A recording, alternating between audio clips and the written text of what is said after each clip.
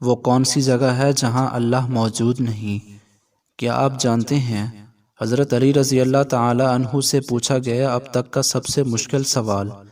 یہودیوں نے حضرت علی رضی اللہ تعالی عنہ سے پوچھا کہ بتائیں جہاں خدا نہیں ہے۔ بسم اللہ الرحمن الرحیم۔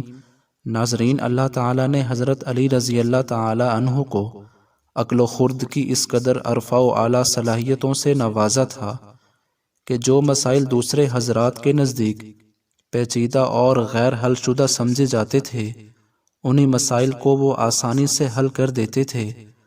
اکابر صحابہ کرام رضوان اللہ علیہم اجمعین ایسے اوقات سے پناہ مانگتے تھے کہ جب کوئی مشکل مسئلہ پیش آ جائے اور اس کے حل کے لیے حضرت علی رضی اللہ تعالی عنہ موجود نہ ہوں۔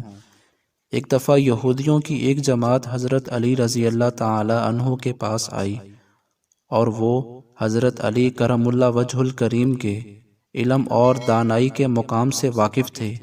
وہ نادان یہ سوچ کر آئے تھے کہ اگر کسی طریقے سے وہ حضرت علی رضی اللہ تعالی عنہ کو علمی بنیاد پر شکست دے دیں تو اس سے مسلمانوں کو شرمندگی ہوگی اور ہر طرف ہمارا ڈنکا بجنے لگے گا۔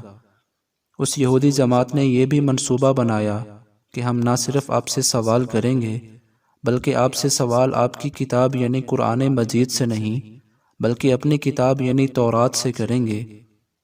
اس جماعت نے من ہی من میں یہ سوچ لیا تھا کہ اگر حضرت علی رضی اللہ تعالی عنہ ہماری شرائط کے مطابق تورات سے جواب دینے پر راضی ہو بھی جاتے ہیں تو یہی ہماری جیت ہوگی۔ لیکن کیسے؟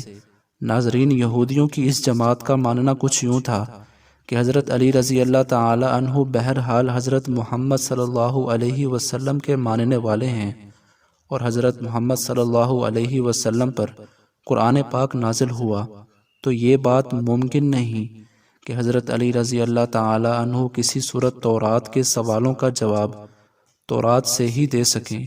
ناظرین، یہودیوں سے اس کی جماعت کا سربراہ جس کا نام رسول جالوت تھا، اس کی زیر قیادت یہ جماعت حضرت علی رضی اللہ تعالی عنہ کے پاس آئی تھی۔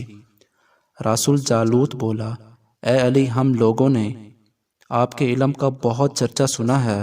حضرت علی کرم اللہ وجہ الکریم مسکرا کر بولے، تو کیا اس بات کی تصدیق کرنے آئے ہو؟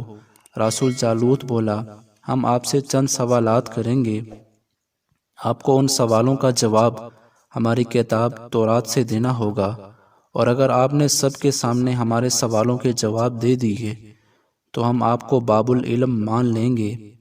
حضرت علی کرم اللہ وجہ الکریم نے مسکرا کے جواب دیا، میں فی الحال اس بات سے بالکل غافل ہوں کہ تم لوگ کیا سوالات کرو گے اور تم کیا سوچ کر آئے ہو۔ اگر میں تمہارے سوالوں کے جواب دینے میں کامیاب ہو گیا تو کیا تم لوگ دین اسلام قبول کرو گے؟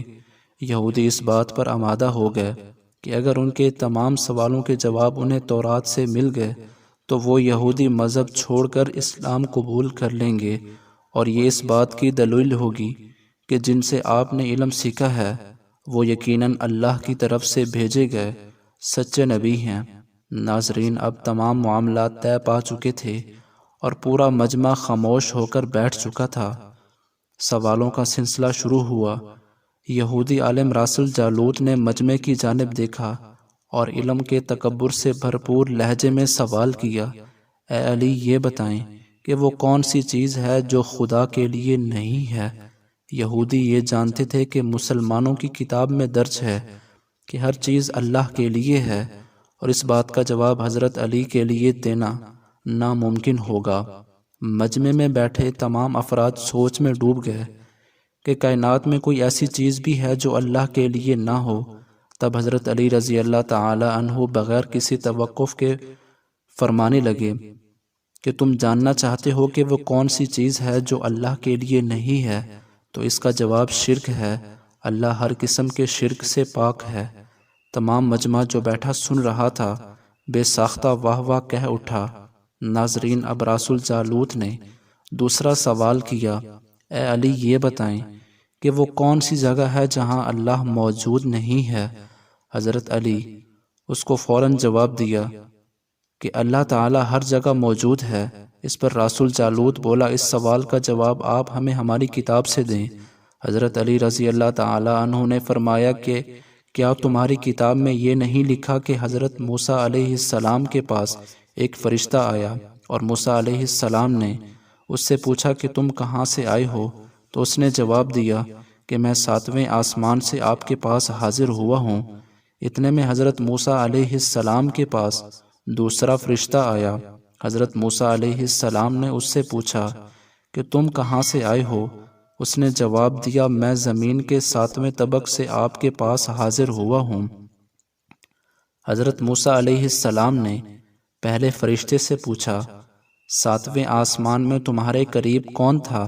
فرشتے نے جواب دیا، میرے قریب میرا رب تھا۔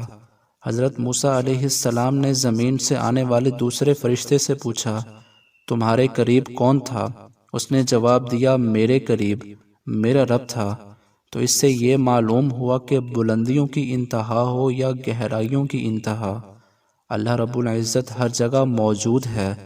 ناظرین، رسول جالوت اب تھوڑا گھبرا گیا تھا یہ دیکھ کر کہ حضرت علی رضی اللہ تعالی عنہ اس کے سوالوں کے جواب اس کی کتاب سے ہی دیے تھے۔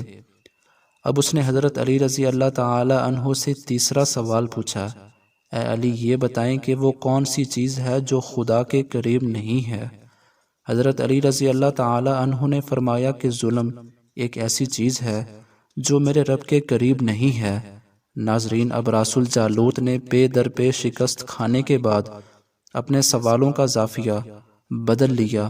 اب اس نے علمی سوال کے بجائے تاریخی اور سائنسی سوالوں کی طرف اپنا رخ موڑ لیا اور بہت ہی تکبر بھرے انداز میں اس نے پوچھا، اے علی، اس چشمے کا نام بتائیں جو زمین پر پہلی مرتبہ جاری ہوا۔ حضرت علی کرم اللہ وجہ الکریم بولے کہ اس چشمے کو چھوڑو، پہلے یہ بتاؤ کہ تمہارے دل میں کیا ہے؟ اور تمہارے دل میں یہ ہے کہ وہ چشمہ بیت المقدس کی ایک چٹان کے نیچے ہے۔ رسول جالوت کے منہ سے بے ساختہ ہاں نکلا تو حضرت علی بولے، آج اپنی اصلاح کر لو، کیونکہ زمین پر بہنے والا پہلا چشمہ وہ نہیں جسے تم لوگ سمجھتے ہو، بلکہ زمین پر بہنے والا پہلا چشمہ وہ ہے جس سے حضرت خضر علیہ السلام نے پانی پیا، اور یہی وہ چشمہ ہے جس سے آب حیات جاری ہوا۔ ناظرین، رسول جالوت اب مزید گھبرا گیا تھا۔ اس نے اس گھبراہٹ میں حضرت علی رضی اللہ تعالی عنہ سے ایک اور تاریخی سوال کیا، اے علی، یہ بتائیں کہ وہ کون سا پتھر ہے جو آسمان سے پہلی دفعہ اتارا گیا؟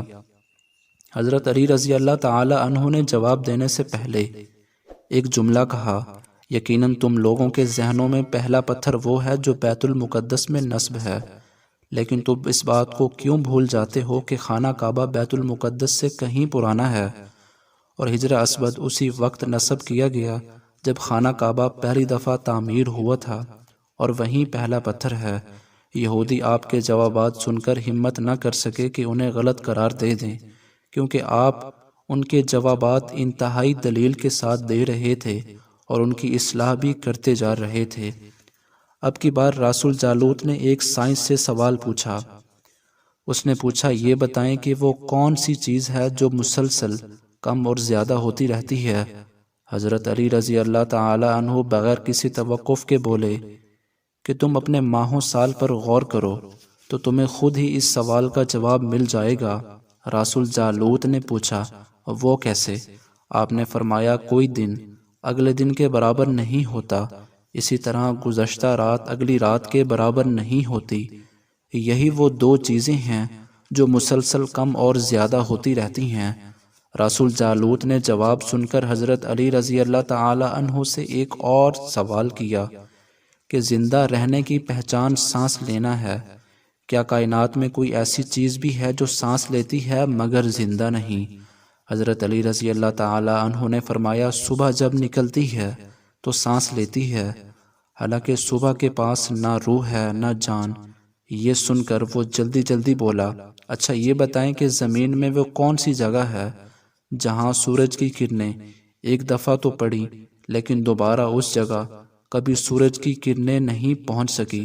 حضرت علی رضی اللہ تعالی عنہ نے فرمایا، ہاں، یہ سمندر کی وہ جگہ ہے جہاں سے حضرت موسیٰ علیہ السلام اور ان کی قوم گزری تھی، اور سمندر اللہ تعالیٰ کے حکم سے 2 حصوں میں تقسیم ہو گیا تھا۔ بس اس قافلے کے گزرتے ہوئے سورج کی کرنیں اس جگہ ضرور پڑی تھی، لیکن اس کے بعد سورج کی کرنیں کبھی بھی وہاں نہیں پہنچ سکی۔ رضی اللہ تعالی عنہ سے پھر سوال کیا کہ یہ بتائیں کہ وہ کون سی چیز ہے جو ہمیشہ غائب رہتی ہے، اور وہ کون سی چیز ہے جو ہمیشہ حاضر رہتی ہے؟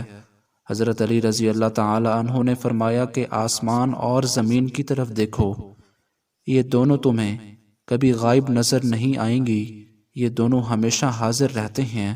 اور موت اور زندگی کو ڈھونڈو تو تمہیں ان کے بارے میں کبھی پتہ نہیں چلے گا کہ وہ کہاں ہیں اور کب آ جاتی ہیں۔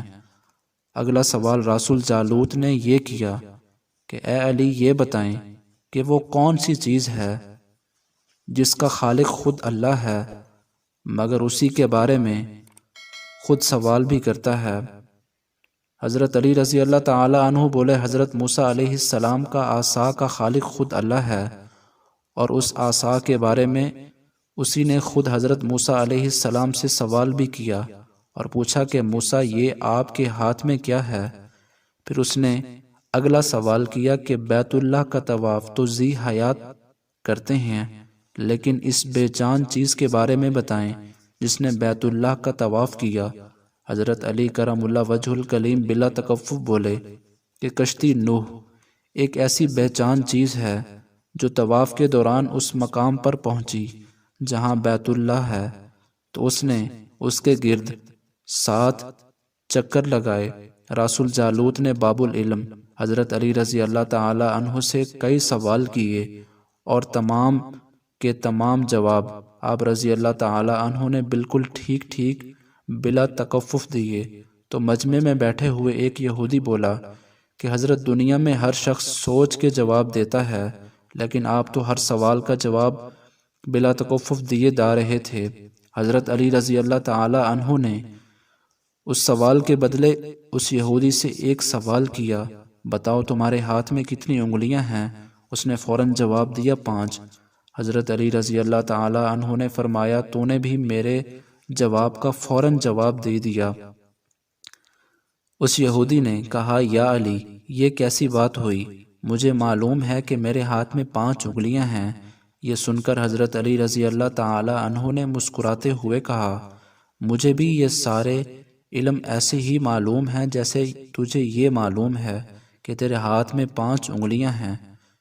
یہودی نادان نہیں جانتے تھے باب العلم کے پاس کائنات کے رازوں کا علم ہے، لیکن جب انہیں تمام سوالات کے جواب ٹھیک ٹھیک مل گئے تو رسول جالوت سمیت تمام گروہ نے کلمہ پڑھا اور سب کے سب دائرہ اسلام میں داخل ہو گئے۔ یہ تھی ناظرین حضرت علی رضی اللہ تعالی عنہ کی ذہانت کہ جن کے سامنے کوئی بھی بات ناممکن نہیں تھی۔ اللہ پاک ہمیں بہتر عمل کرنے کی توفیق عطا فرمائے اور ہمیں نیکوکاروں میں شامل کرے، آمین۔